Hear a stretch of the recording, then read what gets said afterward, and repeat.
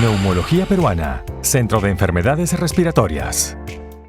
Listo. Bien, sí, como mencionó Alfredo, después vamos a tener un espacio para preguntas. Igual las preguntas de Helio y de Janet las vamos a resolver, así que no se preocupen. Vamos a continuar con la siguiente presentación, ¿ok? Tenemos entonces al doctor Félix Llanos Tejada. Doctor Félix, ¿me escucha para poder presentarlo? Sí, sí, a ver, ¿me escuchan ustedes?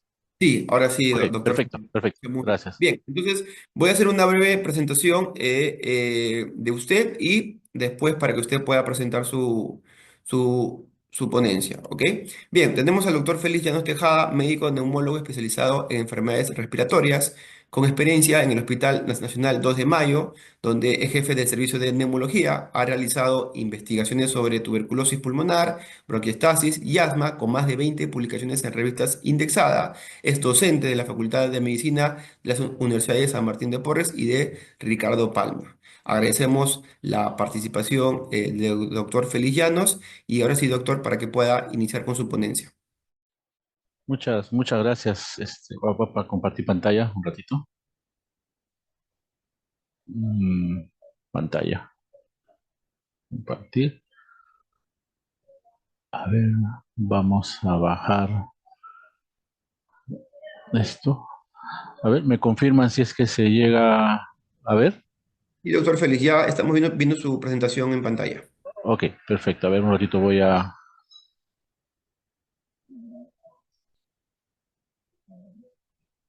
bajar esto. Ahí está. Listo.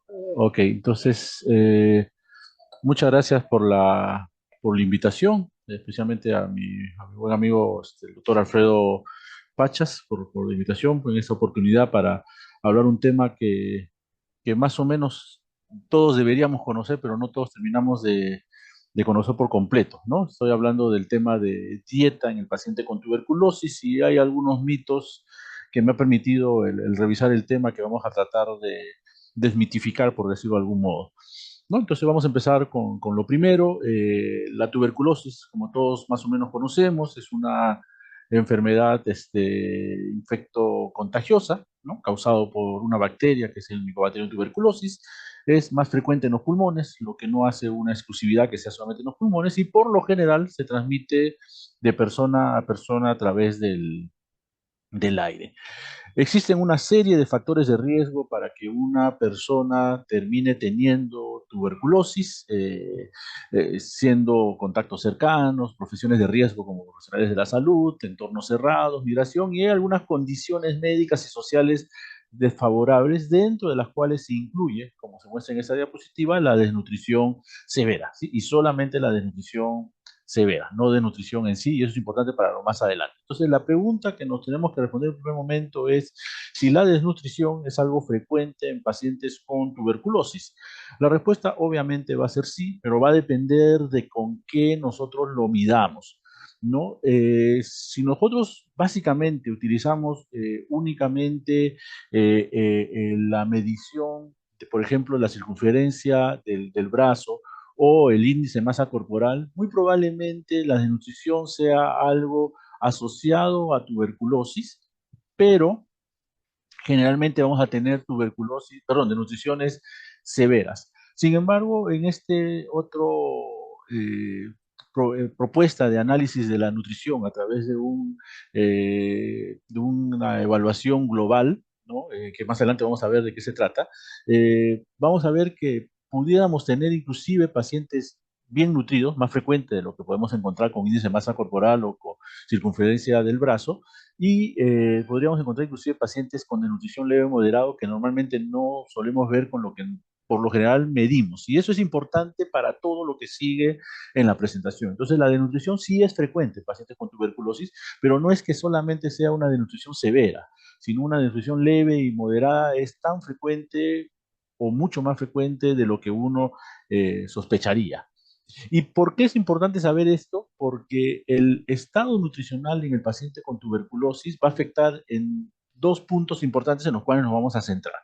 En primer lugar, en el sistema inmune, ¿no? ¿Qué es lo que se sabe? Lo que se sabe a propósito de este estudio publicado este año en esta revista de inmunología, que busca ver la relación entre el sistema inmune y la severidad de tuberculosis pulmonar. Es un estudio de cohorte hecho en un hospital de China, en el hospital de tórax de Guangzhou, sobre casi 1.000 pacientes internados en un año de 2023, de enero a diciembre, todo ese año, en donde no incluyeron, para cuestiones de análisis, ni personas con VIH, ni personas con neoplasias, ni algún otro tipo de inmunocompromiso como el lupus, y denominaron TB grave a la presencia de tuberculosis activa con compromiso de más de 3 campos pulmonares en las imágenes de tórax. Sí, eso para ellos fue tuberculosis grave o tuberculosis severa. Entonces, es un trabajo bastante interesante. ¿Y qué fue lo que ellos encontraron? Encontraron dos cosas muy importantes desde mi punto de vista. Esto es la forma como midieron el estatus nutricional, el estado nutricional, mediante una denominación el screening de riesgo nutricional, en donde lo que evaluaron fue pérdida de peso en los últimos 3 meses, índice de masa corporal y si en las últimas semanas ha comido o ha tenido menos alimentación de lo que debería tener, solamente en la última semana. Sí, es algo muy subjetivo. Y lo que ellos vieron, esto le llamaron el índice pronóstico nutricional, lo que ellos vieron es que cuando evaluaban índice pronóstico nutricional, definitivamente los que tenían un índice nutricional bajo mediante esta escala, tenían más frecuentemente una inmunología más comprometida, marcada por CD4, y una inmunología más comprometida, marcado con el ratio plaquetas linfocitos, que más o menos nos orienta a decir la respuesta inflamatoria que tiene el huésped.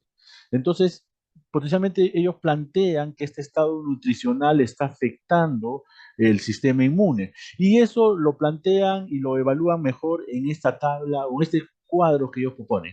¿No? En aquellos pacientes que tienen cuadro nutricional y que también tienen un riesgo nutricional y también tienen un índice de masa corporal bajo, el riesgo de severidad de tuberculosis es alta.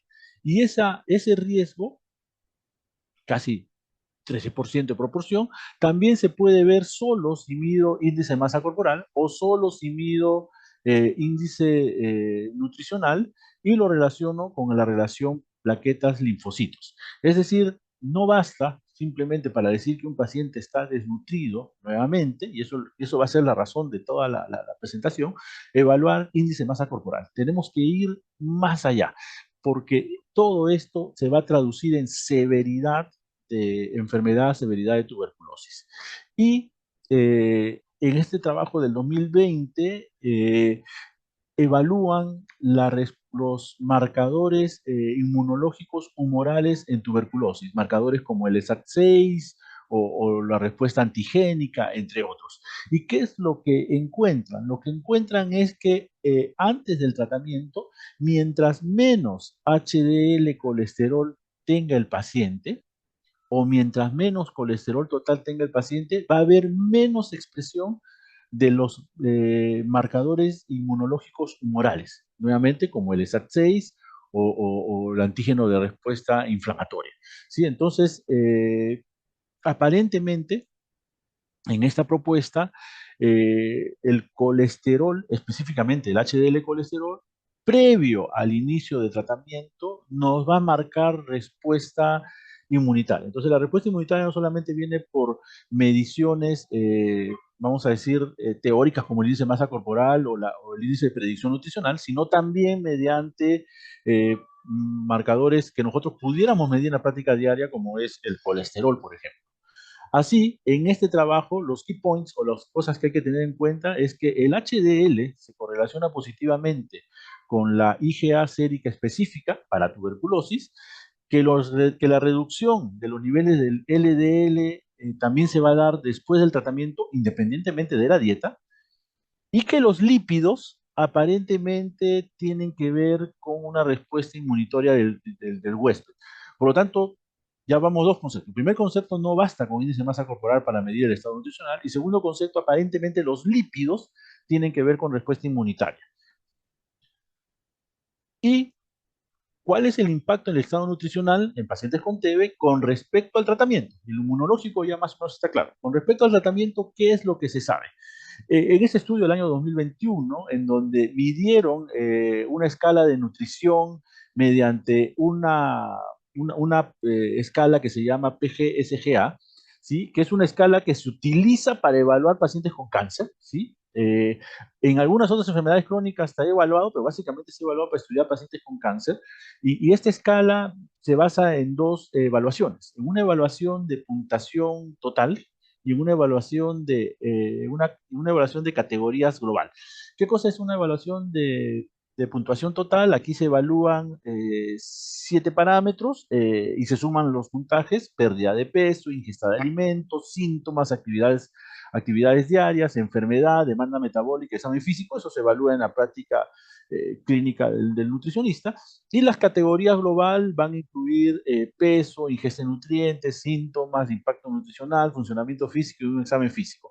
Y aquí dividimos al paciente en 3 grupos: el paciente bien nutrido, el paciente moderadamente nutrido, el paciente severamente nutrido. ¿Sí? Entonces, como le digo, esto es algo que se evalúa o que se utiliza básicamente para pacientes con cáncer. ¿Qué es lo que se vio? Voy a poner el puntero para... Ahí está. ¿Qué es lo que se vio en este estudio? Porque es un estudio de pacientes con tuberculosis.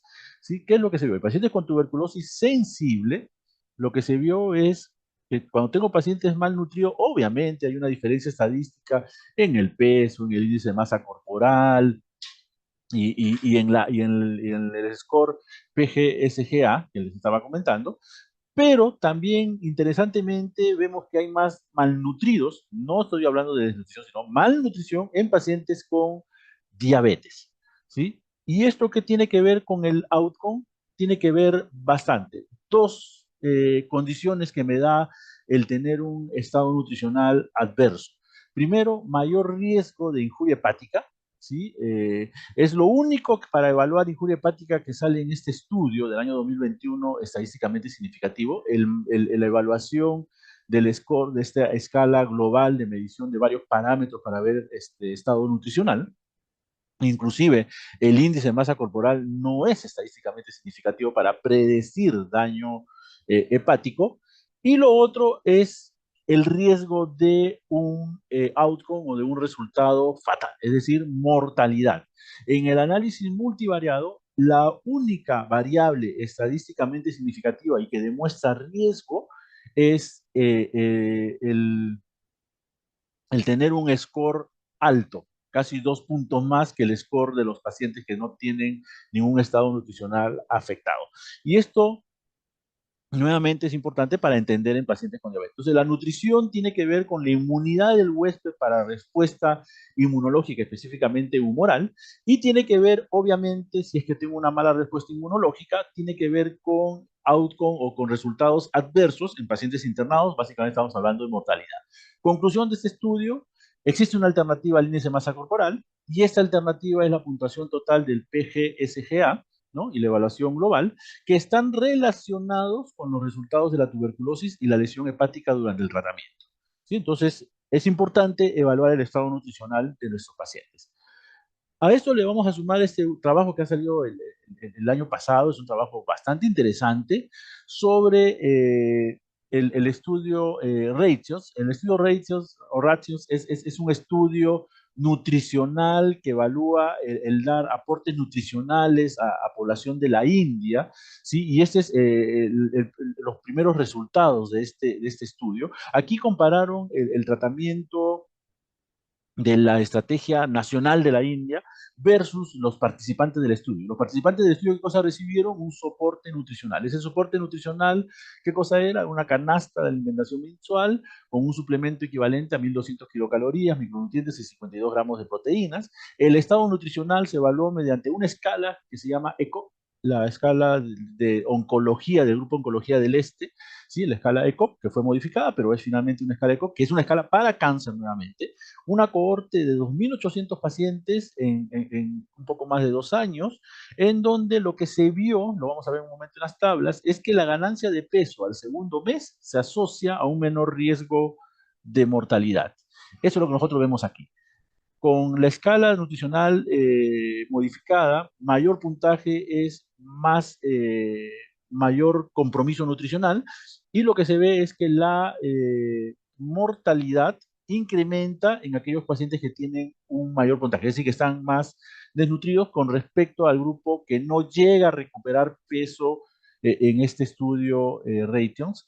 Y lo mismo se ve con índice de masa corporal. Sin embargo, si ustedes evalúan o ven el índice de masa corporal, se ve que básicamente los pacientes desnutridos son los que tienen mayor mortalidad, lo que no ocurre inclusive con los pacientes obesos. De ahí la ventaja de la otra escala, de la escala ECOG, para medir el estado nutricional de una manera más integral y no solo mediante índice de masa corporal.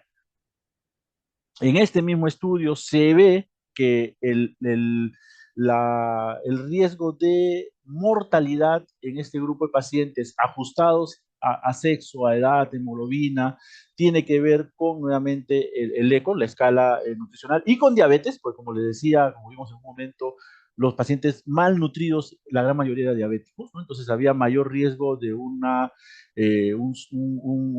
resultado desfavorable al tratamiento en pacientes diabéticos 3 veces más, y en pacientes que tenían una escala de ECO de desnutrición o de malnutrición, y que esto podía mejorar potencialmente si es que se incrementa 1 kilo al mes durante el tratamiento, o si es que hay un porcentaje de por lo menos 1% del peso al segundo mes, o si es que el paciente ha ganado más del 5% al segundo mes de peso, ¿no? La posibilidad de curación es mucho más alta, ¿no? Menos riesgo de que el paciente se complique. Entonces, ahorita estamos viendo que hay que usar no solamente una escala, no solamente índice de masa corporal, hay que usar varias escalas, y esto tiene que ver con inmunidad, tiene que ver con respuesta al tratamiento. Conclusiones de este estudio: el peso corporal fue un factor de riesgo para mortalidad, el aumento de peso en los primeros 2 meses con apoyo nutricional se asoció con una significativa reducción del riesgo de muerte, y la provisión fue factible, ¿verdad? Y por lo tanto, la propuesta en este trabajo es que el Programa Nacional de la India proceda con este ensayo nutricional. Por lo tanto, ¿qué es lo que debemos hacer? Y aquí está el kit de la presentación. Eh, Tenemos algunos problemas. Primer problema es que no está claro si es que el riesgo nutricional tiene que ver con un problema netamente dietético, o también con un proceso metabólico propio de la enfermedad, o con la misma enfermedad en sí. Lo que se sabe es que existe una baja concentración de vitamina A, vitamina E, vitamina D, hierro, zinc, selenio y cobre en pacientes con tuberculosis, y también se sabe que hacia el segundo mes de tratamiento, o cuando ocurre la conversión bacteriológica, estos niveles de vitamina A, E, D, hierro, zinc, selenio y cobre se normalizan. Entonces, no todo tiene que ver con ingesta dietética. Eso es lo primero que hay que entender cuando estamos ante un paciente con tuberculosis, y saber qué vamos a hacer desde el punto de vista nutricional. Lo segundo es que todos los nutrientes, disculpe que se ha movido esto un poco, todos los nutrientes tienen que ver con respuesta inmune. ¿Sí? Como ustedes ven aquí, vitamina inhibe la multiplicación virulenta a través del macrófago, la vitamina D en la función de los macrófagos, y todas las vitaminas y todos los micronutrientes, hierro, cobre, zinc, selenio, cobalto, tienen que ver básicamente con problemas de inmunología, riesgo de enfermedad. No tiene que ver necesariamente con que si yo no hay nutrientes, el paciente debería mejorar. Y eso lo han demostrado 2 estudios. El primer estudio es este estudio, un poquito mayorcito, de 2017, ¿sí? Que da recomendaciones para optimizar el tratamiento de tuberculosis, como monitoreo de drogas, farmacogenética y consideraciones nutricionales. ¿Qué es lo que concluye este estudio? Que no existe ninguna evidencia del efecto de la suplementación nutricional en la prevención de la tuberculosis y en los resultados de salud en los pacientes con tuberculosis. La vitamina más estudiada, la que tiene muchos años de estudio, es la vitamina D, y la vitamina D sabemos que estimula la eliminación de micobacterias de tuberculosis mediante la activación y la regulación de los macrófagos. Sin embargo, al momento no se ha demostrado ningún beneficio claro o consistente del apoyo nutricional en la mejoría clínica de este grupo de pacientes.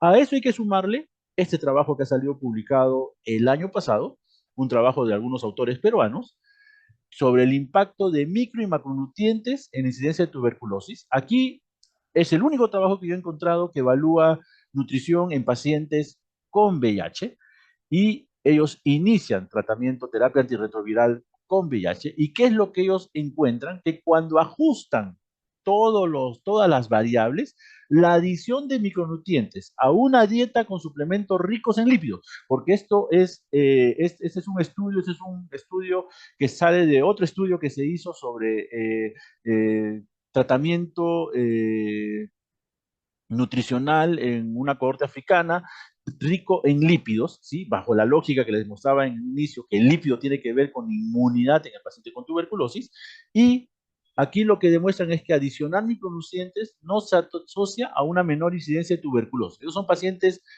con VIH, en teoría sin tuberculosis, que van a iniciar terapia antirretroviral y le empiezan a dar micronutrientes para ver si con eso disminuyen o mejoran la inmunidad y por lo tanto disminuyen el riesgo de tuberculosis. No pudieron demostrar que eso ocurra. Entonces, nuevamente, los micronutrientes no parecen ser la salida. Sin embargo, en el año 2014, la OMS propone un apoyo nutricional a pacientes con tuberculosis, que es la lógica de las canastas que se le entrega a los pacientes. Se debe dar calorías en pacientes, considerando que estos pacientes son catabólicos y desnutridos. Inclusive en pacientes asintomáticos proponen dar calorías. Se recomienda proteínas 15 a 20% de este valor calórico total, es decir, 1.2 a 1.5 gramos por kilo. Se recomienda dar grasas y se recomienda dar vitaminas y minerales. Esto es 2014. Los estudios posteriores, 2017 y 2023, no han demostrado que hacer esto promueva a que haya una mejor respuesta del tratamiento en tuberculosis. Entonces, ya para terminar, simplemente mencionar que a propósito del estudio Ratios, que es este estudio, es un estudio que da suplemento nutricional en contactos de pacientes con tuberculosis en la India para ver si es que disminuyen el riesgo de tuberculosis. La gran conclusión del estudio Ratios y que se ganó una carta al editor en la revista Lancet fue que la comida es la vacuna de la tuberculosis que nosotros siempre hemos tenido, ¿no? Estamos buscando nuevas vacunas, pero aparentemente comer parece que es la solución a los problemas, valga la redundancia y la conclusión tan apresurada. ¿Cómo podemos concluir? Podemos concluir que la desnutrición es frecuente en pacientes con tuberculosis, en personas afectadas con tuberculosis. Existe evidencia de que el estado nutricional inicial tiene un impacto en el control de la enfermedad. Existe evidencia del impacto del estado nutricional en el resultado del tratamiento, mientras más haga que el paciente suba de peso, mientras mejoro su estado nutricional medido no solo con índice de masa corporal, sino con algunas otras escalas que sean un poco más globales, incluyendo escalas de cáncer, y eso es algo que me parece bastante interesante, que no solemos hacer.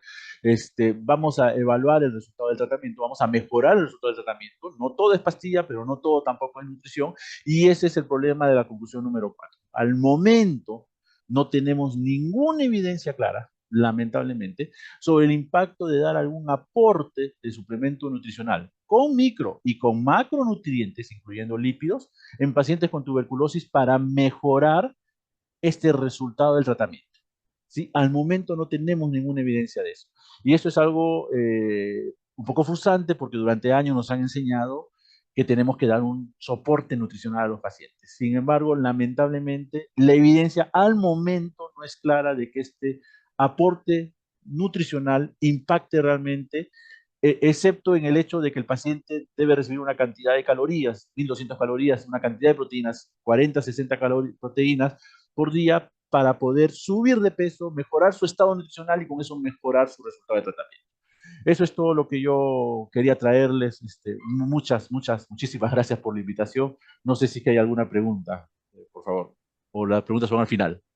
Listo, doctor Feliciano. Sí, las preguntas van a ser al final. Agradecemos por su ponencia. En realidad bastante enriquecedora su ponencia. Neumología Peruana, Centro de Enfermedades Respiratorias.